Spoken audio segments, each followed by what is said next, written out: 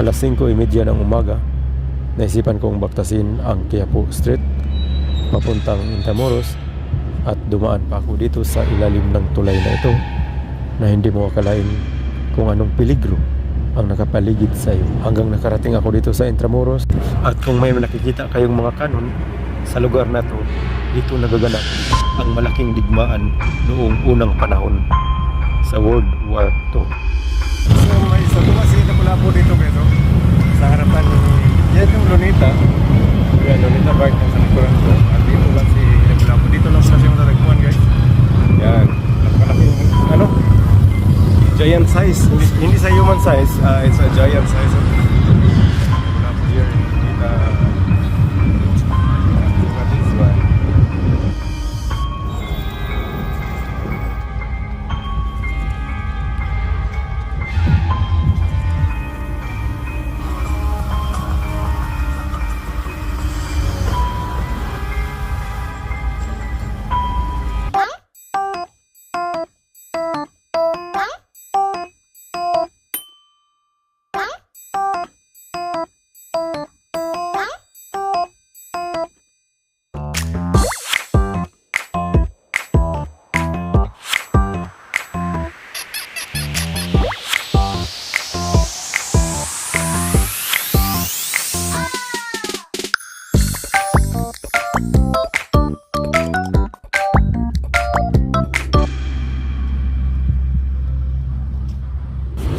At ngayon, dadalhin ko kayo sa lugar kung saan pinatay si Dr. Jose Rizal laban sa mga hospital. Yan na siya katas.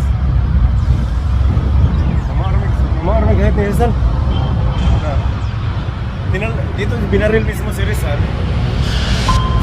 Pagmasdan mo ang kapaligiran, tila may ipinahingatan.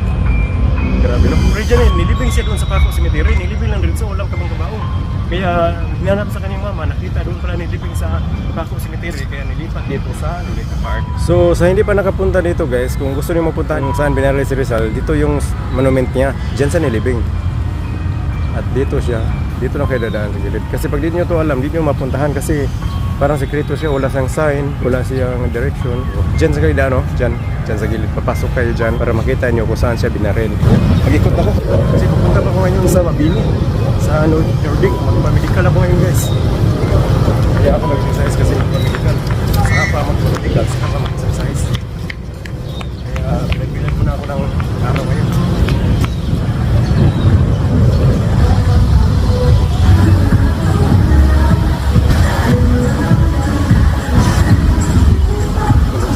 At kagaling ko sa Lunita Park mga guys, na doon ako nag-ikot-ikot nag-exercise hanggang nakadaan ako dito sa UWA, sa Seafarers Hub, hanggang dito sa may casino. Papunta kasi ako ngayon sa, binaybay ko pala ngayon ang Mabini Street. Papunta ako ngayon sa San Andres kung saan nandun yung address ng Nordic Medical Clinic. At hanggang nakarating na ako dito, ito yung Nordic. Dito na ako sa clinic guys.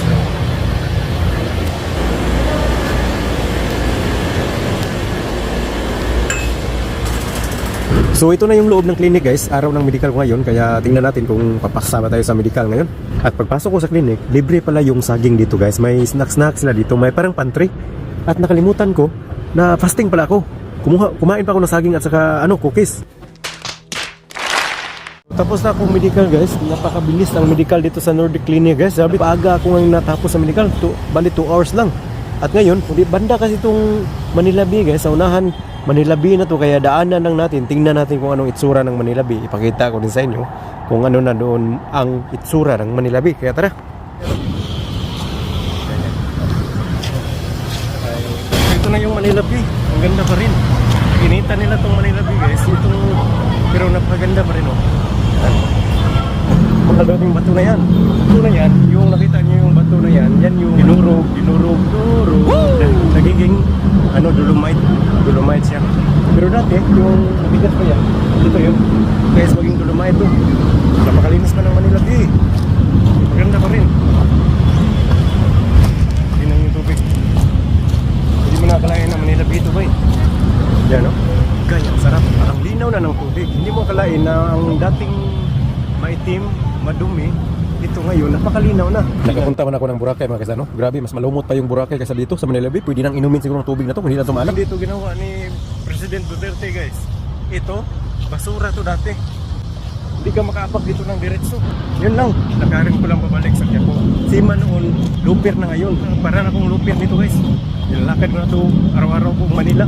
Wala na akong ginawa dito, puro na lakad. Kaya naisipan ko na i-video na lang yung ano ko. Yung paglalakad dito, pagkitaan ko to guys. Kasi essentially monetize yung channel ko. YouTube ko, pagkitaan ko na lang itong lakad-lakad ko dito.